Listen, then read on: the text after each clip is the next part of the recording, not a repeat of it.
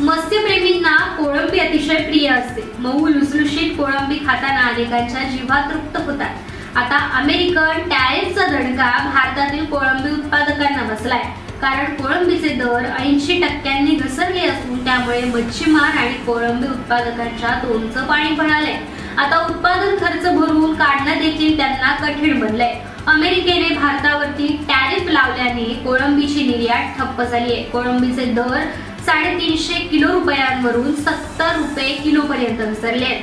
कोळंबीची निर्यात अमेरिकेत मोठ्या प्रमाणावर केली जाते। त्यातील 50 काउंट बन्नमेई या जातीच्या कोळंबीला मोठी मागणी असते।